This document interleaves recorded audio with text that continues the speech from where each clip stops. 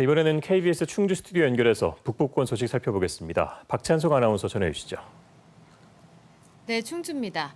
앞서 지난 여름 고온과 폭우로 인한 작황 부진으로 배추값이 크게 올랐다는 소식이 있었는데요.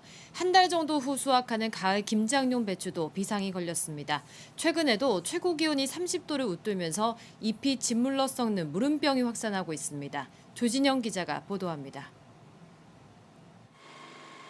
줄지어 심긴 배추밭에서 방제 작업이 한창입니다. 특수 제작한 기구를 들고 밭 이곳저곳을 오가며 꼼꼼히 약을 뿌려줍니다. 최근 갑자기 높아진 기온 탓에 배추 무름병이 확산할 조짐을 보이자 방제에 나섰습니다. 지난해 수확을 앞두고 무름병으로 절반 가까운 배추를 버렸던 농민은 올해는 더욱 신경이 쓰입니다. 5개씩 물르고 그런데 날이 따뜻하다 보니까는 또 뿌리병도 오는 것 같고 배추가요 시들으니까 그래서 걱정입니다. 배추 무름병은 기온과 습도가 함께 높아지면 발병합니다. 흙에 있던 세균이 빗물이나 곤충을 통해 상처난 배춧잎에 침투하면서 번지는데 포기 전체에 반점이 생기고 뿌리와 몸통이 썩는 게 특징입니다.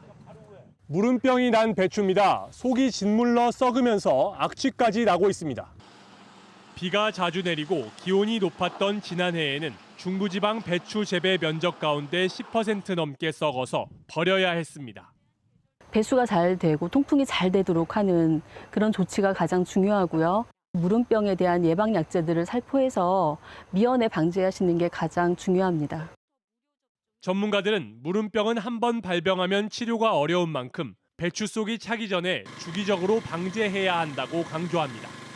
또 이미 무름병이 확인됐다면 감염된 배추를 제거하고 약제를 뿌려 전염을 막아야 합니다. KBS 뉴스 조진영입니다.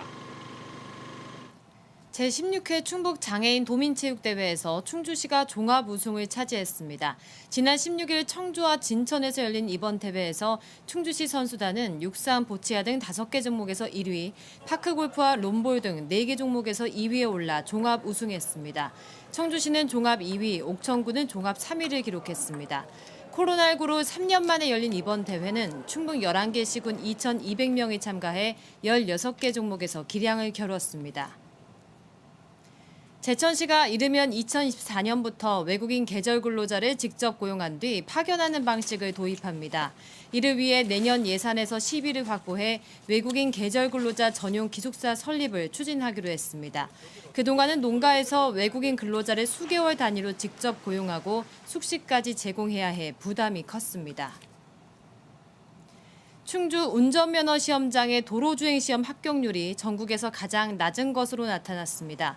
정우택 국회 행정안전위원회 위원이 도로교통공단에서 받은 자료를 보면 최근 1년간 전국 도로주행 평균 합격률은 51.1%였지만 충주 시험장은 42.1%로 전국 27개 시험장 가운데 가장 낮았습니다.